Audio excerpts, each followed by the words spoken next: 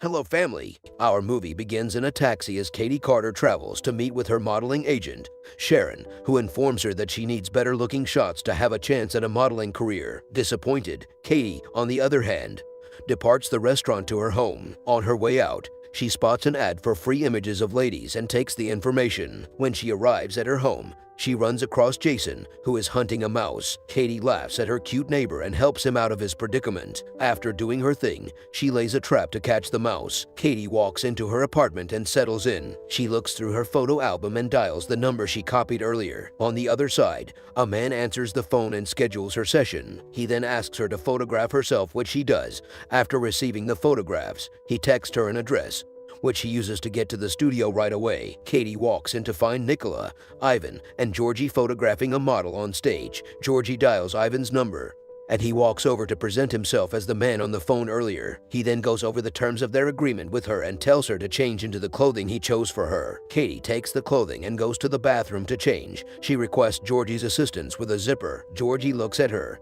aroused, as she poses for photos on the stage. Ivan, the photographer, urges Katie to remove her clothes after a hot photo session so they can get more skin on the camera. Katie refuses to do so and departs for her home. Katie finally returns home. Depressed with her current circumstances, Katie has a strange visitor the next day after her morning run. Katie is creeped out when Georgie shows her the images they took of her earlier. She keeps her cool and collects the images, gently thanking Georgie. Georgie looks through images of his new obsession around dusk, Katie, and proceeds to break into her home while taking out the garbage. Katie had left a portion of her door open. Georgie has already snuck himself in, so this is a minor oversight. She returns to her apartment, closes the door, and goes to bed. Katie awakens later in the night to find Georgie photographing her asleep. She panics, touches Georgie, and dashes outside to call for help. Georgie, however, wakes up and drags her back inside the apartment. He binds her and nearly has his way with her. Jason, who was in the other room, however, knocks on her door after hearing her screams. As soon as Jason enters the apartment, Georgie covers himself and takes him out, now in a pool of his own blood.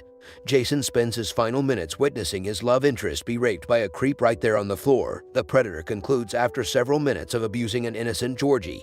Only then does he realize what he's done. Out of panic, he phones his brother and tells him everything. Ivan and Nicola arrive at the apartment a little time later.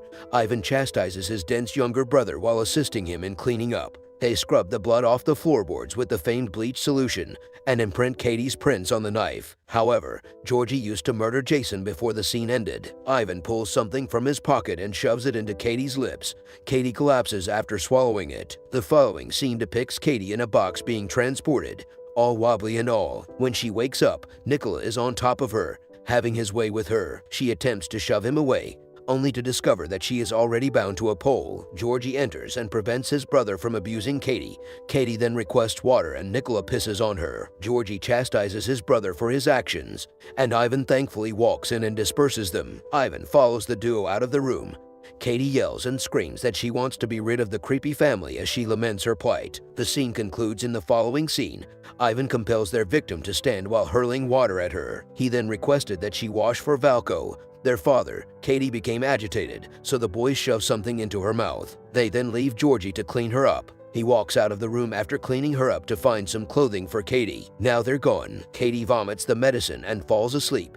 Georgie returns with her clothing and awakens her. He frees her from her chains and assists her in getting dressed. After completely clothed, she knocks Georgie unconscious with a bucket and flees via the window. She sprints through town until she reaches the road, where people stare at her and she acts like a lunatic. The cops eventually come and accompany her to the station in the cop car. One of the cops informs her that she is in Bulgaria. Katie sobs, stating she has no idea how she traveled from New York to Bulgaria. Meanwhile, Ivan becomes aware of the situation and is notified back at the station. Katie demands that she be taken to the American embassy when her conversation with the detective comes to a halt. Just then, Anna Peter appears and requests some alone time with Katie. When she sees her, she informs Katie that she has a shelter for abused women. Katie keeps insisting on getting to the embassy. However, Anna insists on getting dressed and taking a shower before she arrives. Katie follows her and pays attention to Anna's invitation to her home. Eddie decides to follow her Samaritan to her house and it leads her to the basement, and she runs into Ivan and the lads again. Anna turned out to be Ivan and Georgie's mother. who is now in despair. Katie throws out a frustrated scream. Soon later, their father, Valko, enters with a taser. While Valko has his way with Katie, Anna plays some opera music upstairs. He uses the taser on Katie several times and watches her scream after he has his way with her. Ivan enters and teases Katie, who smacks him back. Ivan becomes irritated and punches her hard. The three guys then dig out some dirt to bury Katie in. Katie has multiple wounds, watches as the boys mock her doom. They carry Katie and place her in a box after digging the hole. Then they throw her necklace in with her and bid her farewell. Katie feels the dirt hit the box's outside lid as she thinks she only has a few moments to live. By evening, the boys have finished concealing the hole and placed the mattress on top of it. Within the hole, Katie has an odd sensation. Continue. She begs God to save her and hears a rumble at the bottom of the box. Apparently, the boys excavated their trench too deep, and Katie fell into the sewer while still alive. Georgie feels terrible when he takes comfort from his mother in the following scenario. Meanwhile, Ivan and Nicola plan their next steps, and Katie is no longer with us. Ivan says they can't risk returning to New York since it was too dangerous for them. Nicola mumbles as he threatens his other brother, Georgie. Katie awakens with sewer water in her mouth and must find a way to survive. She sashays around the sewer tunnels, calling out to anyone. She continues her quest through the sewers of rats and illnesses till she reaches a pile of garments after hearing nothing from anyone. She gathers what she can, including a lighter, and constructs a sleeping area. She then hears a rumbling sound and discovers a bird stranded in the sewers. Katie is overjoyed when she catches the bird and eats it for dinner. She notices some churning sounds from a distance and investigates. She then realizes the sound is coming from a church and infiltrates it. The church's pastor notices something strange and examines something spilled on the floor. Katie returns to the sewers and discovers some construction going on. Then she returns to the church and runs to the father, who was waiting for her. He tries to welcome her to the church, but Katie is unconcerned. He then offers her clothes and food, which she accepts before fleeing to her sewer house. She eats part of the bread and investigates her new surroundings. Fortunately for her, she discovers another exit leading to a busier part of town. She travels to the American embassy, but does not request refuge. When she returns to the church, she is seen staring at the cross. The Reverend Father approaches her and offers her assistance, but she declines and exits the church. The father chastises Katie, stating she can't run away from her problems forever. To which he says, "I'm not fleeing." Katie returns to the pit from where she fell and smiles maniacally as she considers her next step. Later that day, she infiltrates a residence and steals some money from it. Then, by nightfall, she chases Nicola and follows him to his favorite nightclub. The next day, she approaches Georgie in a restaurant and non-verbally invites him to accompany her to an abandoned house. Dense Georgie does so before being knocked out from above by an enraged Katie. At that moment, the father chats with one of his churchgoers, expressing his anxiety about what Katie will do to her violators. The man who is listening to the father asks for a description of Katie, which the father provides. They ponder together what an angry lady like Katie could do with her authority. Georgie awakens in the abandoned house, chained to a wall. Katie walks up to him and slashes his cheeks and abdomen. She then injected some goo into the wound, allowing an infection to spread and Georgie to die in a slow and horrible manner. Meanwhile, Nicola continues to party at his nightclub. He feels nervous as he swallows a drink provided to him by Katie. He hurries to the toilet to puke,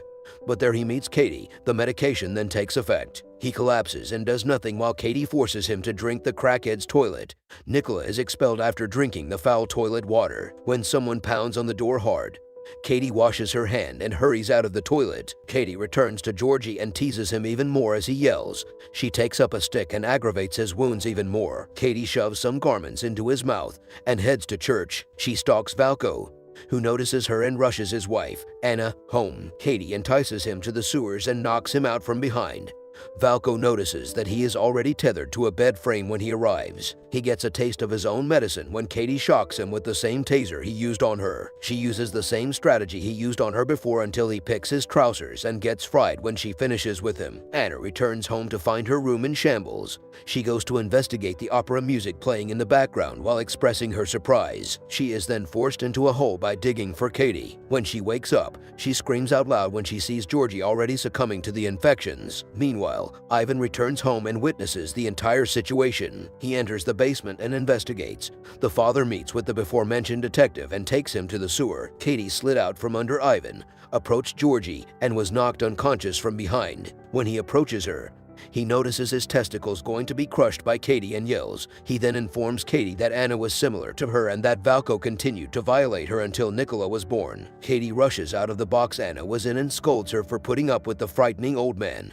Katie vows to provide Anna with the same pleasure she had when she returns to Ivan. When she finishes her business, she pulls out his navel and begins slowly crushing his balls. The investigator from earlier, the one with whom the father was speaking, enters and holds Katie at gunpoint. Ivan takes advantage of the situation by strangling the detective, who is forced to kill Ivan. Katie then appears at the end. Anna, the detective, proceeds to the American embassy and enters with a smile on her face. Do you like this movie? Tell us in the comment. See you next video.